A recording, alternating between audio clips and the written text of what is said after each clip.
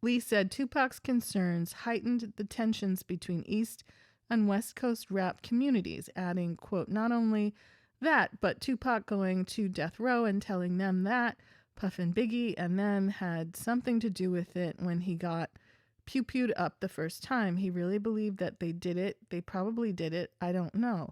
It's funny how Biggie got dragged into this. When, if you ever met him, he was actually a very, very kind of gentle giant, loving kind of dude, and was actually doing the art part because he could. He had talent and was, starting his own label according to reports and stepping away with all his talent, perhaps his masters, but all that earning ability that then, once he was no longer with us, devolved to Diddy, who's eaten off of Biggie longer than Biggie was even alive. Anyway. But that right there added fuel to the fire. So it was like anytime that Death Row affiliates or anyone that dealt with Death Row, if they came, but that right there added fuel to the fire. So it was like anytime that any Death Row affiliates or anybody that dealt with Death Row, if they see anybody from Bad Boy, it can go all bad, Lee also alleged how Tupac suspect Keefe could have been a record label boss rather than a major substance dealer if Diddy had his way in the early 1990s. He said Diddy wanted Keefe to build a West Coast extension brand of Bad Boy, but when he delayed, Suge Knight swept into that spot, creating Death Row Records. Interesting. Lee also alleged how Diddy had Keefe and his gang, quote, providing protection for Bad Boy Records, unquote. Gang links. He also told jurors how Diddy became connected to Keefe through a New York kingpin, Eric Zip Martin. Lee, who was roommates with Big Dre, who was part of the gang hunting Tupac on his final night alive, revealed that Zip provided Keefe and his gang with the G Pew Pew that was used to unalive Pac. Quote, Zip, one of these players that's out of New York, out of Harlem. That's actually how we met Puff. That's how we got connected with Puff, is through his substance lord. He was bigger than Keefe, way bigger than Keefe, but out of Harlem. And he had a compartment built in his Benz, and he told Keefe, I got the pew pew if you all need it. Lee will appear as a witness in Keefe's unaliving trial, which is scheduled to begin on June 3rd, 2024. Keefe D has pleaded not guilty to the unaliving, despite his many admissions in YouTube interviews and in his book Compton Street Legend, to playing a key role in the unaliving of the rap icon. Diddy's denials in relation to the 2023 lawsuits, Diddy's spokesperson said, quote, the claims involving alleged misconduct against Mr. Combs from over 30 years ago and filed at the last minute are all completely denied and rejected by him. He recognizes this as a money grab. Because of Mr. Combs' fame and success, he is an easy target for accusers who will falsify the truth without conscience or consequence for financial benefit.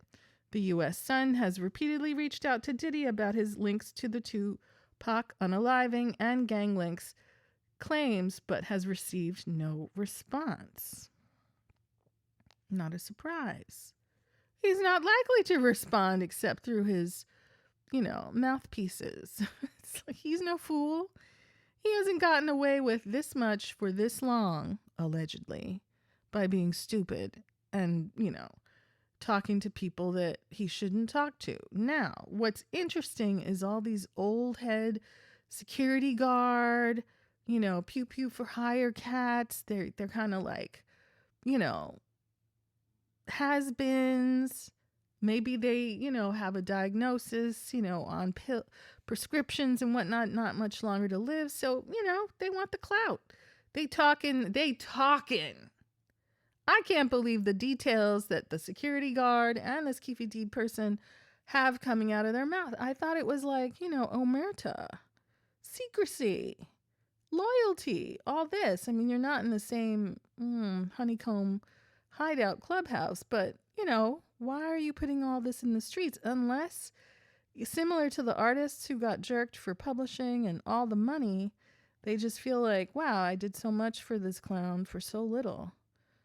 It's time to give it to him, right? Give him a little bit of that. And that they are doing. They are definitely giving old brother Love a few headaches this holiday season. They're going to last into next year. It is unclear exactly where this is all going, why it's all coming down right now. I did see there was a little fire in Kamora's house and she took the kids to Europe.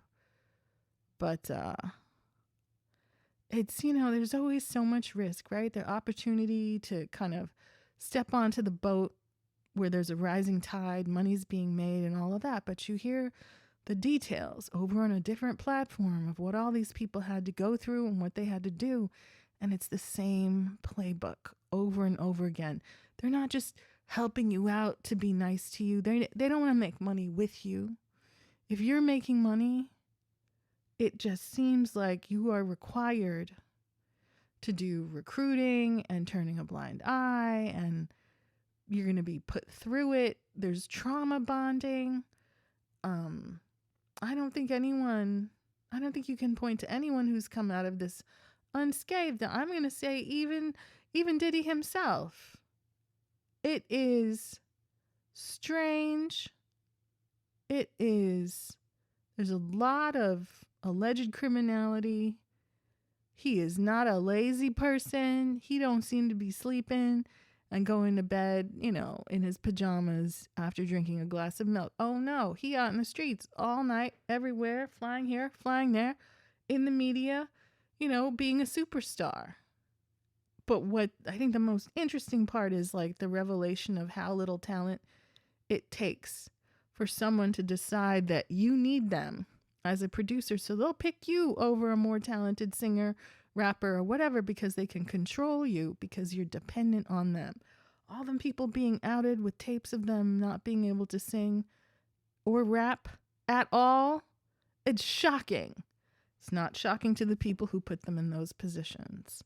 And it's not just Nepo babies. It's like, oh, this person will cooperate, right? The insights, so valuable. Wish his family, his children well. But, I guess we're going to sort out what exactly he did and when. But there's a lot of smoke for there not to be, little fires everywhere.